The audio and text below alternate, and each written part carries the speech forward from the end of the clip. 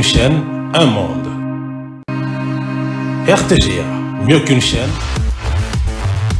Les léopards de la RDC sont fixés pour leurs adversaires à la Coupe d'Afrique des Nations Maroc 2025. Bonjour messieurs, salut mesdames, merci d'être avec nous sur RTGA pour votre rendez-vous hebdomadaire Avenir Sport. Nous allons nous interroger ce matin sur la capacité des léopards de la RDC d'aller chercher cette Coupe d'Afrique des Nations avec notamment l'expertise d'Emery Kabongo qui est avec nous sur ce plateau, avant bien sûr que Gédé Louis Koupa nous rejoigne. Salut et bienvenue Emery. Salut Sylvain et merci beaucoup pour cette nouvelle invitation. Je suis heureux de savoir que nous allons parler uniquement léopard aujourd'hui, mais surtout de la prochaine Coupe d'Afrique des Nations dont le tirage a été effectué. Bonjour à tous les amis qui nous suivent et en particulier bonjour à nos amis qui ont des familles à Goma, une ville meurtrie. On espère que les FRDC vont faire de leur mieux pour sauver cette ville. C'est tout nos souhaits. En tout cas, nous vous présentons cette émission avec pas mal de tristesse après cette attaque contre notre pays. En tout cas, nos pensées vont vers toutes les familles qui sont martyrisées pour l'instant à l'est de la République démocratique du Congo. Le Congo restera fort et surtout uni pour défendre l'intégrité territoriale. Alors, on parle de cette équipe nationale, le léopard de la RDC. Le tirage au sort a été effectué le lundi dernier au Maroc. Et les Congolais sont fixés, ils sont logés dans le groupe D aux côtés du Sénégal dans les retrouvailles. Le Bénin qui fait son comeback et surtout les Botswana. Est-ce que l'arc de léopard de la RDC peut-il réellement répondre et surtout est-ce qu'on peut jouer le favori ou l'outsider? La RDC n'est plus dans cette situation de se présenter dans une compétition africaine comme étant un outsider. Nous avons déjà franchi cette étape-là, à moins qu'on ait une certaine régression lors de cette année 2025. Étant donné que la Coupe d'Afrique des Nations va intervenir à la fin de cette année, on verra comment les choses vont évoluer au début de l'année jusqu'à la fin, parce que dans ces groupes, nous allons croiser une équipe du Sénégal qu'on va déjà croiser au mois de mars, ici au Stade des Martyrs, dans les cadres des éliminatoires de la Coupe pour l'acte 2 de ces éliminatoires. Mais après, il peut y avoir pas mal d'échangements pour qu'on détermine si oui ou non notre équipe nationale va se présenter lors de cette Coupe d'Afrique des Nations marocaine dans une casquette d'outsider. Mais je pense qu'avec ce que nous avons vécu lors de la dernière Coupe d'Afrique des Nations en Côte d'Ivoire, après il y a eu une nette évolution, on ne va pas se voiler la face, une nette progression lors de l'année 2024 post-CAN 2023 qui est intervenu au début de l'année 2024. Après, on verra comment les choses vont se présenter parce qu'on parle beaucoup trop du Sénégal, mais dans ces groupes, il n'y a pas que le Sénégal. Étant donné qu'il n'y a pas que le Sénégal, les autres équipes ne sont pas assez favorites comme le Sénégal, mais ce sont des équipes qui vont maintenant se présenter comme outsiders et non la RDC. Alors, si la RDC ne pourrait peut-être pas se présenter comme un outsider, il est également difficile de voir cette équipe de la RDC comme une équipe favorite. Et vu les changements qu'il va y en avoir, comme je viens de le dire.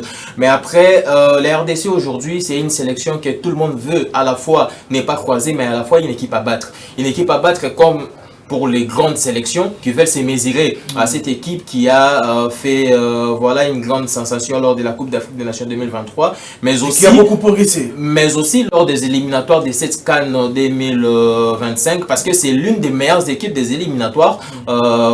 Donc aujourd'hui, on verra comment l'année va débuter pour les léopards. Les premiers matchs sont prévus au mois de mars à Kinshasa. Cela va nous permettre de déterminer où situer un peu cette équipe dans son évolution durant l'année. Alors, il y a également le Bénin. On le rappelle, dans une Coupe d'Afrique des Nations, le Bénin n'est pas une petite équipe, surtout à jouer. On se rappelle en 2019, ils ont éjecté le Maroc dans des circonstances folles. On s'en souvient après les prolongations, on sait comment est-ce que ça s'est passé. Et maintenant, la RDC, il ne faut pas seulement se focaliser sur le Sénégal, et surtout, on n'est pas oublié le Botswana qui peut créer la sensation, surtout qu'il n'y a pas de petites équipes. Est-ce que ce tirage est-il un tirage abordable pour la RDC, où il faut se méfier et batailler dur Bon, après, il faut nager entre confiance et méfiance. Confiance parce que nous avons une équipe qu'il faut pour aborder n'importe quel match face à n'importe quel adversaire. Mais méfiance parce que non seulement il y a les Sénégal, mais il y a les Bénin. Les Bénin, la dernière fois qu'on l'a croisé, c'était en 2021, lors des éliminatoires de la Coupe du Monde. On s'est imposé face au Bénin dans un match et le match retour, c'était 0-0. De même pour les Botswana. Les Botswana, on ne l'a jamais affronté dans un match officiel. On s'est croisé dans 2 matchs amicaux en 2016 et 2017. On a également battu les Botswana avant de faire un match nul dans des matchs amicaux. Pour les Sénégal, tout le monde connaît l'histoire. Les 5 derniers matchs face au Sénégal, il y avait 4 défaites pour les RDC, une victoire pour les Sénégal. Parmi les 5 derniers matchs, il y a 4 matchs officiels et un match amical. Ce qui veut dire que il y a une équipe du Sénégal qu'on connaît un peu plus que les 2 autres sélections, les Bénin et les Botswana, qu'on va avoir aussi l'occasion de connaître un peu plus que les autres sélections parce qu'on va croiser les Sénégal pour les éliminatoires de la Coupe du Monde 2026 avant cette Coupe d'Afrique des Nations. Ça va nous permettre également de nous fixer. Mais on est dans un groupe homogène qui va nous permettre de découvrir les autres sélections. Cela ne veut pas dire que parce qu'on n'a jamais croisé le Botswana dans un match officiel qu'on n'aura pas le temps d'analyser, de suivre un peu plus de près cette équipe du Botswana. Ça sera également l'occasion, voilà, pour nos joueurs de faire progresser un peu leur expérience parce que nous avons un groupe assez jeune dont la majorité a joué pour la première fois une Coupe d'Afrique des Nations lors de la CAN 2023. Ceux qui auront la chance ou les mérites de se retrouver sur une nouvelle liste de la Coupe d'Afrique des Nations 2025, ça sera la 2e fois. Mais on a quand même des joueurs expérimentés comme Kakuta, c'était également sa première CAN. On croit peut-être qu'il ne sera pas là. Peut-être voilà, une dernière CAN, hein? Peut-être une dernière CAN. Moi, j'ose croire que la CAN 2023, c'était sa dernière. J'ose croire. Mais après, aujourd'hui, il est difficile de pronostiquer dans le football africain. Il fut un temps où on venait lors de chaque CAN, on savait que voilà, les favoris c'est l'Égypte, la Côte d'Ivoire, le Cameroun, les Ghana d'ailleurs qui ne sera pas là, ce qui veut dire que les choses ont beaucoup changé. Aujourd'hui on va vivre une Coupe d'Afrique des Nations 2025 avec une certaine particularité parce qu'il n'y aura aucune nation qui va disputer cette CAN pour la première fois de son histoire, contrairement aux autres éditions où il y avait des nations qui découvraient la compétition pour la première fois. Mais là, on a déjà toutes les équipes qui ont déjà disputé cette Coupe d'Afrique des Nations au moins une fois dans l'histoire. C'est qu'il y a une dose d'expérience à ne pas extraire des facteurs à prendre en compte lorsqu'il faut aborder les probabilités de performance ou de contre-performance de chaque équipe et personnellement ou particulièrement de l'équipe nationale de Léopard. Alors, la palette technique des Sénégalais, on ne va pas le rappeler ici, ils ont des joueurs dans de meilleures compétitions en Europe. Et maintenant, il y a cette équipe de Léopard qui est en train de revenir, on sait d'où nous venons, et surtout se qualifier, c'était quelque chose de très difficile. Et maintenant, s'il faut comparer maintenant les 2 palettes techniques, est-ce que le Sénégal est largement favorite pour cette phase de groupe? Bon, en parlant des palettes techniques, moi je vois plutôt les schémas tactiques des sélectionneurs. Le Sénégal a un nouveau sélectionneur. Donc, ils ne sont pas dans une sorte de continuité dans les idées de schéma tactique. Contrairement à la RDC, qui est sur une sorte de continuité dans les idées du schéma tactique du sélectionneur. Mais après, lorsqu'on parle de continuité et qu'on met de côté les schémas tactiques pour parler des palettes techniques des équipes, on voit quand même qu'il y a une certaine régularité individuelle du côté de chaque joueur. Si aujourd'hui au niveau de la RDC, on voit Sébastien Desabre qui fait parfaitement son travail de sélectionneur-manager. On quitte d'abord la casquette des sélectionneurs pour aller du côté des managers et des détecteurs de nouveaux talents. Au Sénégal, on n'a plus trop le temps d'aller chercher de nouveaux talents parce qu'il y a une panoplie de talents qui ont déjà rejoint, qui ont déjà accepté de rejoindre cette équipe sénégalaise. Cela ne donne pas forcément un avantage conséquent aux Sénégalais, d'autant plus que je dis qu'il y a un nouveau sélectionneur qui est encore en train de mettre des bases. Ils ne sont pas dans la continuité des idées, mais les joueurs se connaissent bien. Alors, aujourd'hui, s'il faut aborder la question liée à un avantage d'une équipe ou de l'autre entre la RDC et le Sénégal, on ne va pas d'abord se projeter vers la Coupe d'Afrique des Nations, d'autant plus que les 2 équipes vont déjà se croiser avant la Coupe d'Afrique des Nations. Moi, je pense que les matchs qu'on va jouer face au Sénégal lors de ces éliminatoires de la Coupe du Monde au mois de mars ici au Stade des Martyrs, avant de les affronter à la CAN, sera assez déterminant pour savoir si on pourra se mesurer face à cette équipe du Sénégal ou pas. Mais on a déjà joué un match face au Sénégal l'année dernière. On les a tenus en échec chez eux. Oui. C'était un but partout. Ils étaient archi favoris parce qu'ils étaient à domicile. Ça, c'était sur papier. Mais aujourd'hui, dans le football, ce qu'il y a sur papier est souvent démenti par ce que nous vivons sur les terrains, ce que nous vivons sur la pelouse. Donc aujourd'hui, le Sénégal a peur de la RDC. Après, non seulement ce que la RDC a réalisé lors de l'année 2024, mais aussi parce que la RDC a déjoué les pronostics face à cette même sélection sénégalaise lors du match aller des éliminatoires de la Coupe du Monde. Donc, les Sénégalais, de même que les Congolais, sont d'abord concentrés pour les prochains matchs qui n'ont rien à voir avec la CAN, mais avec la Coupe du Monde. Mais après, on verra ce qui va se passer. Alors, il y a le tableau avec la réalisation. Vous voyez les tableaux des différents groupes. Après ce tirage, on nous parle d'un groupe de la mort. Est-ce que la RDC est exemptée? Quand on voit par exemple ce groupe F, on trouve la Côte d'Ivoire, le Cameroun, le Gabon ainsi que le Mozambique. Est-ce que c'est pour vous un groupe de la mort, ou est-ce que vous trouverez un groupe de la mort ici si les Léopards sont bien exemptés dans le groupe D?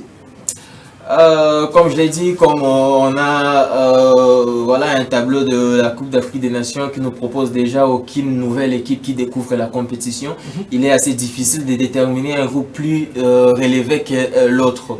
Mais sincèrement, ce groupe F quand même a une certaine particularité parce qu'on voit une équipe de la Côte d'Ivoire qui est tenante du titre et une équipe camerounaise qui sera revancharde. Qui a été éliminée par la Côte d'Ivoire. En parlant des équipes revanchardes, il y a également les Gabon qui revient après avoir manqué la phase finale de la dernière Coupe d'Afrique des Nations, mais aussi les troubles faits du Mozambique. Donc, ce n'est pas les groupes de la mort, mais ça a quand même une certaine particularité. Alors, quel serait pour vous le groupe de la mort? Moi, je ne vois pas le groupe de l'Égypte et de l'Afrique du Sud. Je ne vois pas je ne vois pas des groupes de la mort dans cette Coupe d'Afrique des Nations. Moi, je crois que ce sont des groupes assez homogènes, des équipes qui se croisent peut-être pour la première fois et d'autres qui vont, voilà, qui ont des comptes à régler, comme la Côte d'Ivoire et le Cameroun. On a le Maroc qui est dans un groupe assez facile pour moi, avec un premier match qui sera... Ils vont commencer contre le Comore. Exactement. Voilà, l'Égypte va croiser l'Afrique du Sud qui n'a pas cessé de progresser ces dernières années. L'Égypte qui avance à dents des scies. Ça, on va pas se mentir, mais qui pourrait revenir parce que cette grande Égypte qu'on a connue en 2006, 2008, 2010 n'a rien à voir avec l'Égypte qu'on a aujourd'hui. Après, il y a l'Algérie qui a régressé. Qui a régressé, mais qui va se retrouver également dans un match de revanche. Il a été éliminé lors de la CAN. Et la Guinée équatoriale dans ces groupes et avec l'Algérie, c'est aussi voilà, une équipe à prendre avec des pincettes. Il ne faut pas tout de suite juger ces groupes-là pour dire que l'Algérie... Il y a les Soudans également. Il y a les Soudans, vous savez ce qui s'est passé contre l'Algérie, notamment lors de la Coupe d'Afrique des Nations au Cameroun. Oui, les Soudans également. Il y a des matchs revanchards. Oui, les Soudans également, c'est une équipe non négligeable. Donc, bref, je ne vois pas des groupes de la mort dans les vrais sens du mot. Mais il y a quand même voilà, des choses très intéressantes qu'on peut attendre lors de cette Coupe d'Afrique des Nations. Nigeria qui va affronter notamment la Tunisie. Ouais. Et sans oublier sans doute le Ghana qui... Oui. Les Ghana ne sera pas là. Il y a l'Ouganda et la Tanzanie. La Tanzanie qu'on a affronté lors de la Coupe d'Afrique des Nations qui s'est déroulée en Côte d'Ivoire. La Tanzanie, c'est une équipe... Il faut prendre l'Ouganda avec beaucoup de sérieux parce que c'est une équipe qui est montée en puissance. Oui, l'Ouganda comme la Tanzanie, ce sont deux équipes qui montent également en puissance. Alors, on a affaire à des habitués de la compétition, comme les Nigeria et la Tunisie, et les revenants de ces dernières années, comme l'Ouganda et la Tanzanie, c'est vrai qu'on les voit quelquefois lors des CAN, mais souvent ça ne marche pas. Ce sont des équipes qui viennent, elles brillent durant une compétition et puis elles disparaissent, mais on verra peut-être si cette fois elles vont garder une certaine régularité. Démonstration de force, démonstration de force en tout cas pour l'organisation de cette Coupe d'Afrique des Nations. C'est 9 stades différents, c'est sans précédent. Le Maroc avait montré combien qu'il est organisé en termes d'infrastructure. L'ensemble de ces matchs ici vont se jouer en tout cas dans 9 stades. Et pour la première fois en tout cas, il n'y aura pas de 2 matchs pour le même terrain, pour une journée. Avec la rédaction, on va prendre d'ailleurs le tableau de confrontation pour la RDC, le calendrier de la RDC.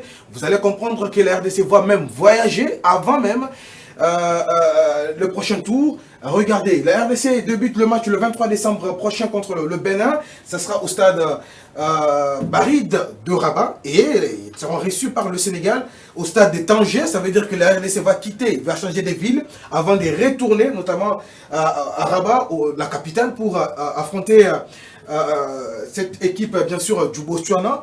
Et maintenant, vous allez comprendre que souvent, on sait que les équipes ont la possibilité de se déplacer quand il s'agit de la dernière journée, qui se joue toujours simultanément. Mais pour cette fois-ci, il y aura des déplacements parce qu'il y a 9 stades au total. Et le Maroc, maintenant, va démontrer va faire cette démonstration de force en termes d'infrastructure. Il organise une CAN avec 9 stades. C'est sans précédent. Au-delà de cette fameuse démonstration de force, moi je vois une stratégie à plusieurs échelles. Il y a d'abord l'échelle selon laquelle il y a des équipes qui seront obligées de se déplacer. On a connu le déplacement des équipes uniquement lors de la dernière journée de la phase des groupes. Et voilà, il y a une fatigue cumulée et tout. Mais aujourd'hui, bon, pas aujourd'hui, lors de cette CAN en 2025, certaines équipes comme les RDC seront obligées de se déplacer dès la deuxième journée. De la deuxième journée. C'est pas avantagé pour ces équipes-là. Alors, les Maroc qui va jouer à Rabat, dans son grand stade, aura la possibilité de jouer dans ces mêmes stades jusqu'à la fin si les résultats lui sont favorables. Pourquoi ce n'est pas le cas pour les autres équipes? Je n'écris pas au scandale, je n'écris pas à l'injustice, mais c'est un fait à ne pas négliger. Parce que les Maroc aura la possibilité de jouer les matchs d'ouverture, la deuxième journée, la troisième journée, dans les mêmes stades, si les résultats lui sont favorables, les huitièmes de finale, les quarts de finale, s'ils sont qualifiés, les demi-finales et la finale. Parce que la finale va se jouer ou les matchs d'ouverture vont se jouer.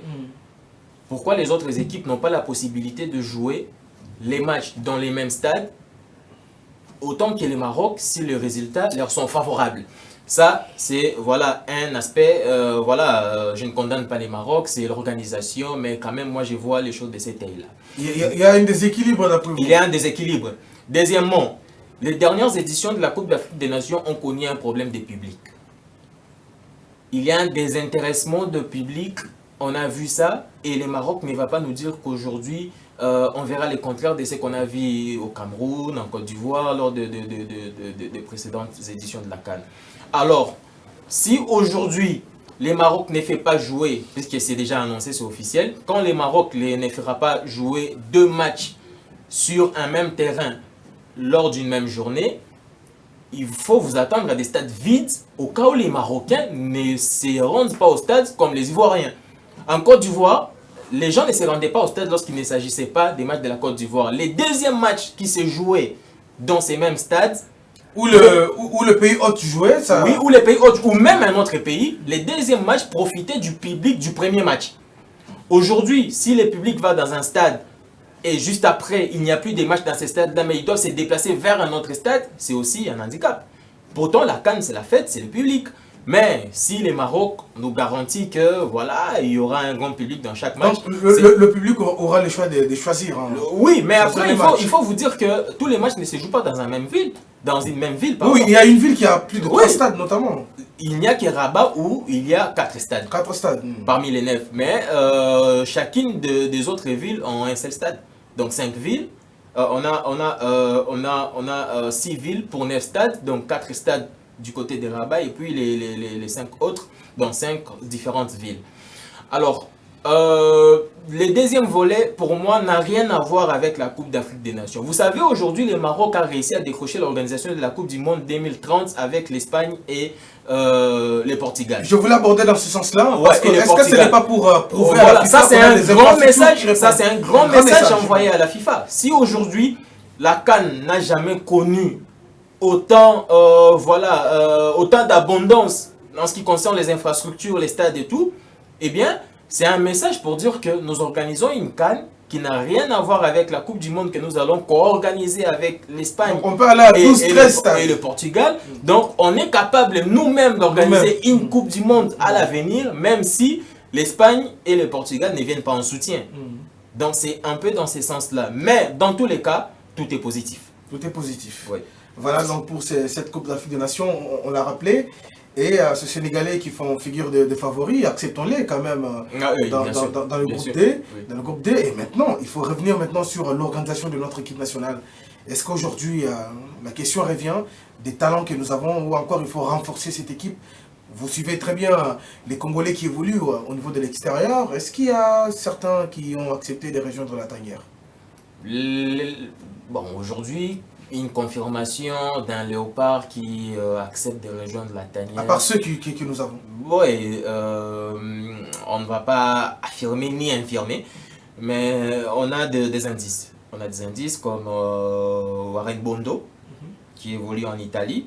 Ça d'ailleurs c'est fort probable, je ne dis pas fort probable pour la prochaine trêve internationale, mais je dis fort probable parce que nous avons vu le joueur poster avec les sélectionneurs.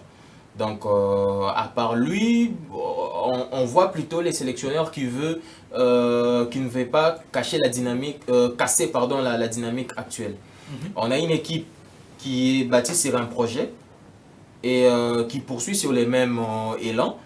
Et aujourd'hui, on ne va pas tout chambouler du jour au lendemain. Si on devrait aujourd'hui appeler quelques binationaux pour qu'ils acceptent de jouer pour la RDC, ce serait d'abord d'avoir leurs accords avant de leur faire une place. Et encore faut-il rappeler que chaque place se mérite et chaque place coûte très cher. On a pas mal de joueurs. Il y a Eliezer Mayenda qui évolue à Southampton en Championship, l'un des meilleurs buteurs de Championship aujourd'hui. Mais dans ces mêmes championnats des Championship, la DD anglaise, il y a déjà un Léopard qui a joué pour nous, Glady Diangana, qui a marqué 2 buts, délivré des passes décisives le week-end dernier, d'ailleurs très suivi par les Celta Vigo. Vous voyez que à chaque poste, il y a déjà un joueur qui fait des prouesses en club. Là, vous êtes déjà dans l'arc, dans la palette même de cette équipe nationale. Et en sélection, oui. Je vais juste faire les liens entre les joueurs déjà à notre disposition, à la disposition du sélectionneur actuellement, et les joueurs susceptibles de rejoindre cette équipe. Mais il faut savoir que pour qu'un joueur rejoigne cette équipe aujourd'hui, une place doit se libérer. Mais quelle place devrait-elle se libérer vraiment? Aujourd'hui, on a des gens qui montent en puissance en club et en sélection comme Ngalael Mukaou et Noah Sadiki, déjà très réclamés, et pourtant ils sont en concurrence très loyale avec des gens comme Piquel et Mutusami qui sont les poumons de ce milieu de terrain. Donc dans notre réserve, avec des joueurs qui ont déjà accepté de jouer pour notre sélection et qui ont déjà joué quelques minutes avec la sélection, on a quelques têtes qui peinent à se faire une place en sélection. À plus forte raison, des joueurs qui n'ont pas encore accepté de rejoindre la sélection, mais qui sont talentueux en club et n'ont pas encore montré leur position par rapport au choix des sélections. Depuis la Coupe d'Afrique des Nations, bon, qu'est-ce que je dis? Depuis l'arrivée de Sébastien Desabre, les projets, et s'en est suivi une belle performance lors de la Coupe d'Afrique des Nations. Cela a marqué certains binationaux qui sont aujourd'hui sans sélection, mais qui ont encore le plein droit de rejoindre la RDC. Parce que le projet est pour une fois très clair. L'identité des G est pour une fois très claire, bien que récemment dans les contenus, c'était pas évident. C'était pas évident, on a juste marqué des buts et tout est quota et tout, mais quand même, on a des résultats. Quel est ce meilleur Léopard actuellement? Est-ce qu'on va parler de Yohan Wissa, tout fait tout flamme avec son club de Brentford en Angleterre? Est-ce que c'est le meilleur Léopard actuellement? Moi s'il faut parler des meilleurs Léopards, je mettrais plutôt les performances en sélection. Je parlerai du meilleur joueur congolais aujourd'hui à l'étranger. Pourquoi? Parce qu'on a des joueurs qui ont du mal à s'intégrer en sélection en termes de schéma tactique proposé par les sélectionneurs. Je n'ai rien contre lui. Et j'aborde directement la question sur Yohan Wissa. Yohan Wissa aujourd'hui est le meilleur buteur de l'histoire de Brentford en Première Ligue avec 37 buts. Il est l'un des meilleurs buteurs de la saison à Brentford et en Première Ligue avec 11 buts et une passe décisive. Il a l'un des meilleurs duos avec les Camerounais Mbemo avec 25 buts derrière Yamal et Lewandowski. Vous voyez le niveau de Wissa aujourd'hui. Mais lorsqu'on revient en sélection, on dirait... Pourtant, il joue au sein d'une équipe qui n'est pas dans la première moitié du tableau. Oui, on ne dirait pas qu'il ne fait pas grand-chose en sélection, mais ça reste l'un des pions. Mais seulement, aujourd'hui, lorsqu'on a des joueurs comme Wissa, 11 buts en Première Ligue, est très suivi par des grands clubs en première ligue aujourd'hui, avec Tottenham également qui est les derniers sur la liste à demander Wissa après Nottingham Forest dont l'offre a été rejetée. On a Simon Banza qui a retrouvé ses bonnes vieilles habitudes de marquer avec 12 buts. Banza et Sende, ça pose problème pourtant. Et Sende marque bien sûr, il est en train de revenir. Et Sende qui a retrouvé les chemins de filet avec un doublé avec Augsbourg, il a aujourd'hui 8 buts toutes compétitions confondues, dont 5 buts en championnat. Fiston Maele qui a également 8 buts toutes compétitions confondues, dont 5 buts en championnat égyptien. On a des grands buteurs en club, mais dont la mayonnaise ne tient toujours pas en sélection. Alors, s'il faut essayer de détecter les problèmes, je ne pense pas qu'il y ait un problème, mais s'il faut essayer de détecter quand même ce qui ne va pas, c'est que vous voyez, par exemple, pour Wissa, son positionnement en sélection n'est pas les mêmes à Brentford. Ouais. Là-bas, soit il joue comme il pointe, parfois il joue comme un faux neuf. Comme un faux neuf. Pourtant, au sein de l'équipe, il est lié. Souvent comme un neuf de soutien à Brentford. Mais ici, il doit être collé sur sa ligne, collé sur son aile gauche. Donc c'est assez compliqué. En sélection, on a tendance à voir Wissa, après l'effet qu'on voit, on a tendance à voir Wissa comme un joueur dont le rôle primordial est de faire marquer. Faire marquer et non démarquer. Et non démarquer. En club, on voit Wissa comme un joueur dont le rôle primordial est de marquer.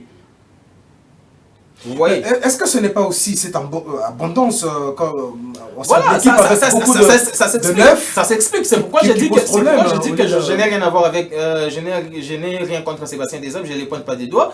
On a tellement de joueurs qu'aujourd'hui, il est même difficile d'imaginer un nouveau binational au poste d'attaquant pour venir en sélection. À moins que ce soit vraiment un Karim Benzema de l'époque. Donc, ce qu'il faut pour la RDC aujourd'hui, c'est de trouver les automatismes entre ces joueurs-là pour qu'on marque des buts. On a gagné des matchs parce qu'on n'a pas encaissé. Parce que la plupart des matchs, c'était 1-0, de buts à 1, des CSC. Ouais. Et à chaque fois, c'était souvent un ailier qui marque, ou un défenseur, ou un milieu. Et donc, Kaimbe nous a marqué un but magnifique au Stade des Martyrs, on a gagné 1-0. Mais les attaquants ne marquaient pas. Et pourtant, on a des milieux de terrain capables de bien servir cette attaque. On a des ailiers comme Bongonda capables de mieux servir cette attaque.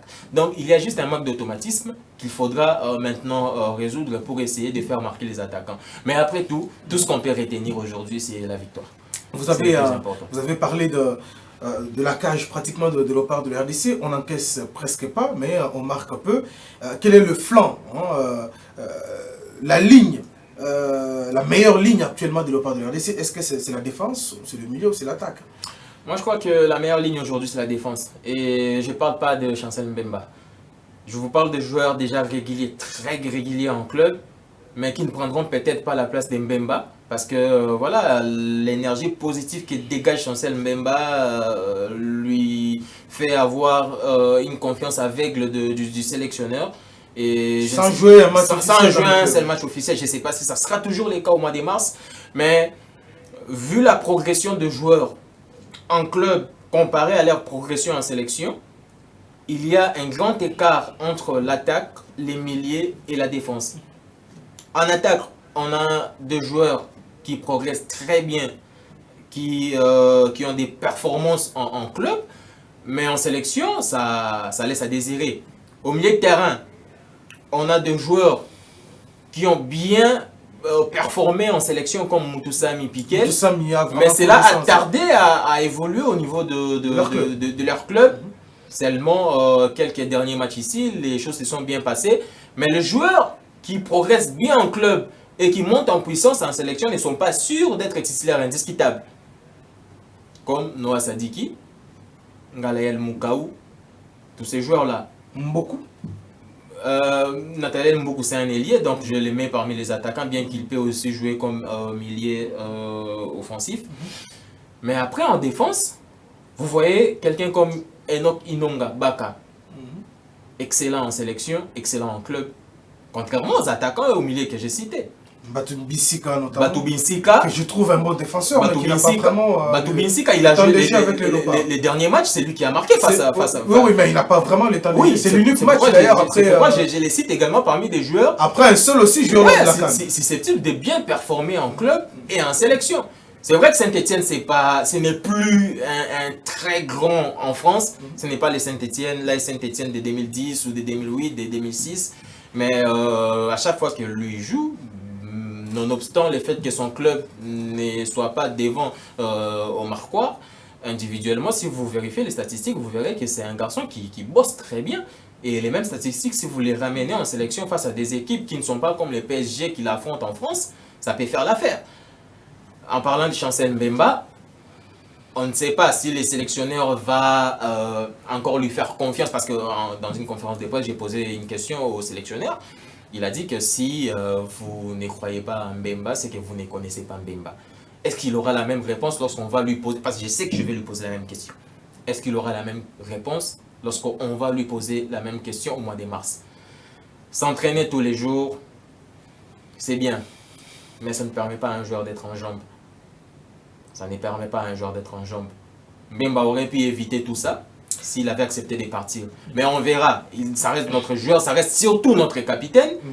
Et s'il est en forme et que le sélectionneur lui fait confiance, automatiquement on lui fait confiance.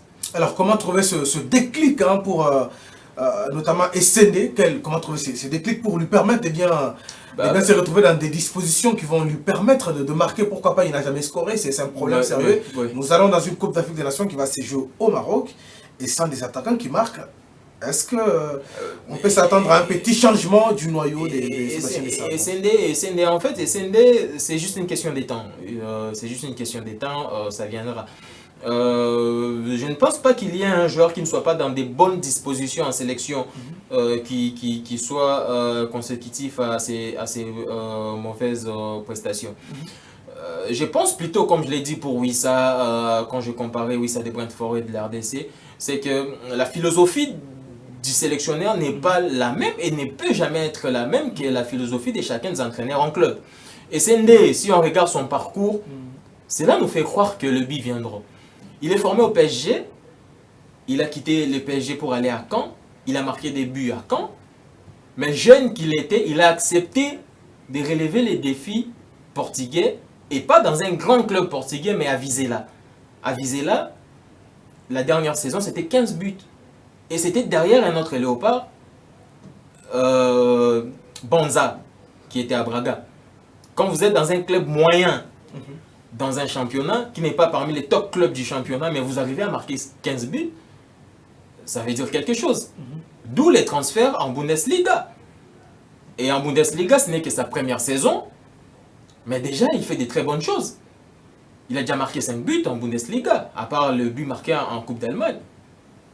Vous voyez, aujourd'hui en sélection, le rôle primordial des CND, c'est de marquer des buts, certes, mais il a contribué aux victoires, aux différentes victoires de la RDC. Mais les occasions, il en a eu.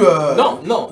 Il n'est pas incisif, c'est ça le problème. Oui, il n'est pas décisif, il est assez maladroit en sélection. Mais qu'est-ce qui est demandé à un numéro 9 de son calibre, à part le fait de marquer des buts? Aujourd'hui, on juge des joueurs seulement pour leur rôle, leur premier rôle. Mais qu'est-ce qui est demandé à un joueur, à un attaquant, à un numéro 9 sur un terrain de football, à part le fait de marquer des buts? Vous connaissez la taille de Samuel Essende. Allez revoir des vidéos. Regardez certains buts marqués par ces autres numéros 9. Essende aujourd'hui n'est pas un numéro 9 de profondeur, comme Bakambu, comme Fiston Maele. Non. Essende, c'est un numéro 9 de positionnement. Un peu comme... Comme Zlatan Ibrahimovic. Ok.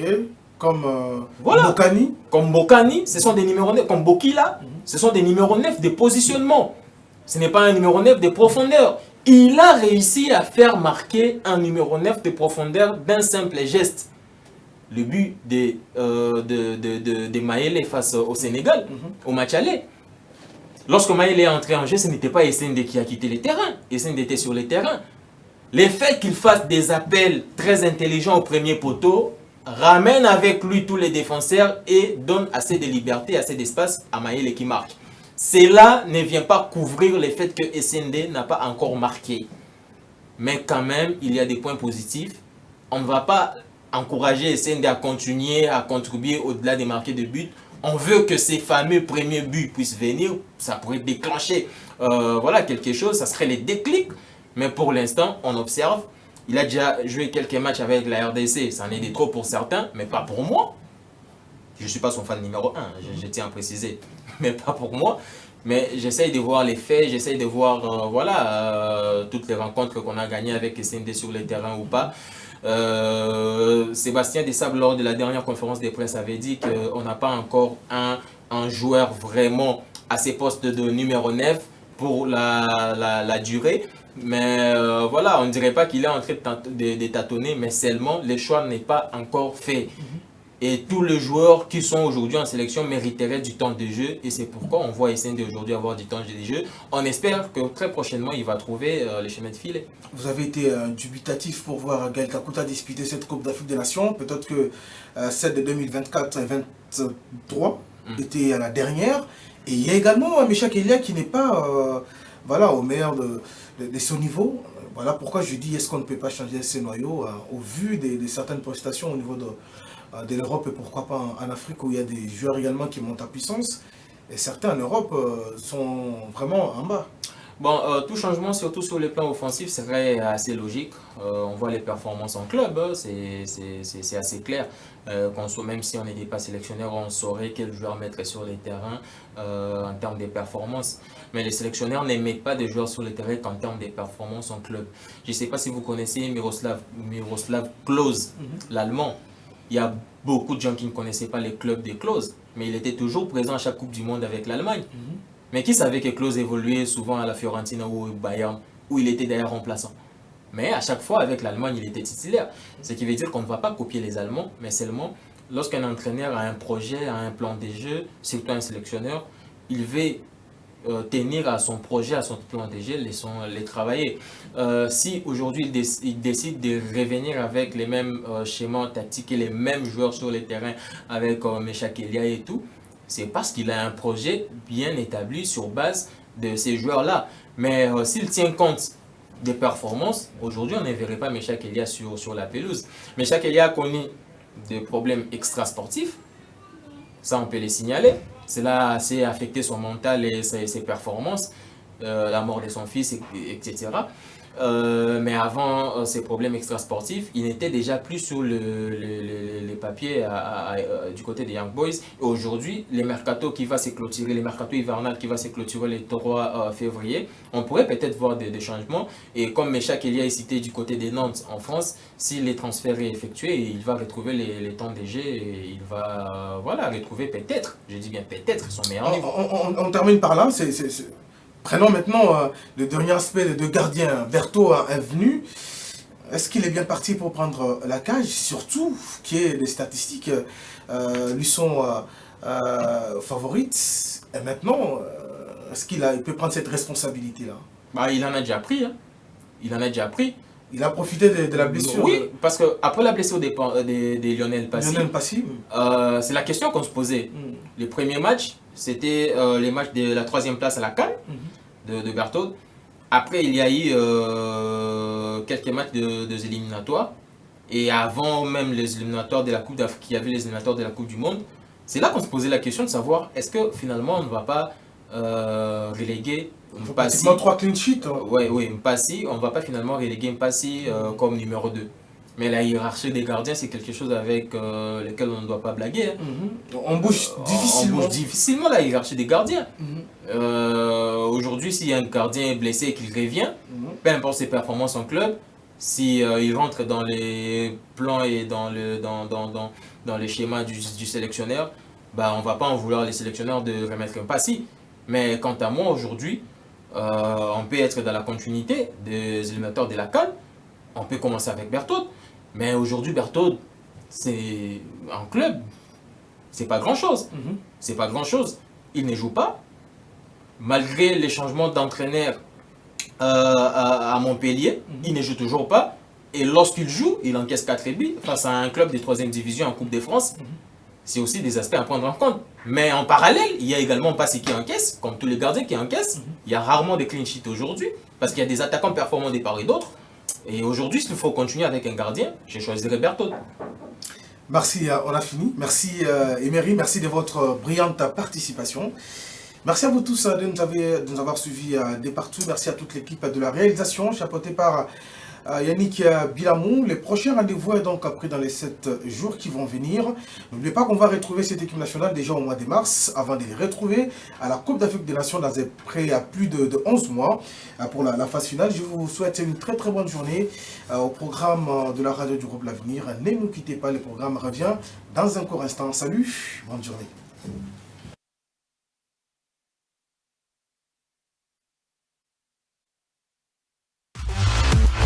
Un monde. RTGA, mieux qu'une chaîne, un monde.